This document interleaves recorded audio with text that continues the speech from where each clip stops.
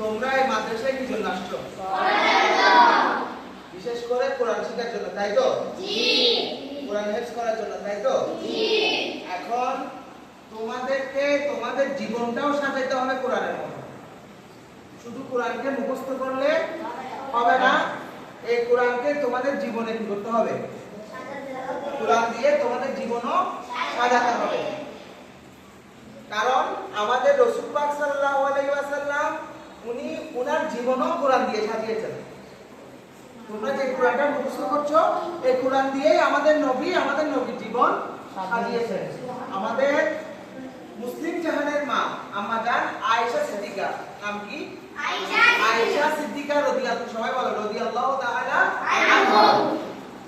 উনাকে জিজ্ঞেস করা হচ্ছে যে রাসূলের চরিত্র কি ছিল, রাসূলে পাক সাল্লাল্লাহু আলাইহি ওয়াসাল্লামের চরিত্র কেমন ছিল। তো আম্মা জান আয়েশা সিদ্দিকা উত্তর দিলেন যে রাসূল পাক সাল্লাল্লাহু আলাইহি ওয়াসাল্লামের চরিত্র ছিল আল কোরআন, মানে আল কোরআনে রাসূল পাকের কি চরিত্র। তো ইন্নাকে কোরআন শরীফে বলছে, তোমরা তো সবাই পড়ছো আশা করি, বিসমিল্লাহির রহমানির রহিম, ইন্নাকা লাআলা খুলুকিন আযীম, ইন্নাকা লাআলা খুলুকিন আযীম। ঠিক আছে, কোরআন শরীফে আল্লাহ কি করছেন? রাসূলের পাককে সার্টিফিকেট দিচ্ছেন। রাসূলের পাকের চরিত্র খুলুক অর্থ কি? চরিত্র হলো কিসের মতো? কোরআনের মতো।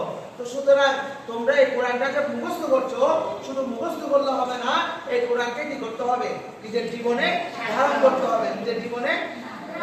হবে, সাজাতে হবে কোরআন দিয়ে। কোরআন পড়ে যদি আমি বাইরে কারোর সাথে মারামারি করলাম, মাদ্রাসায় কারোর সাথে ঝগড়া করলাম, কাউকে কটু কথা বললাম, কাউকে গালি দিলাম, তাহলে কি হবে? হবে না।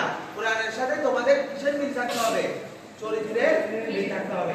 আশা করি তোমরা আমি যে কথাগুলো বললাম এগুলো প্র্যাকটিস করবা, এগুলো আমল করবা, ইনশাআল্লাহ তোমরা জীবনে অনেক ভালো মানুষ হতে পারবা এবং সমাজে আরো 10 জনের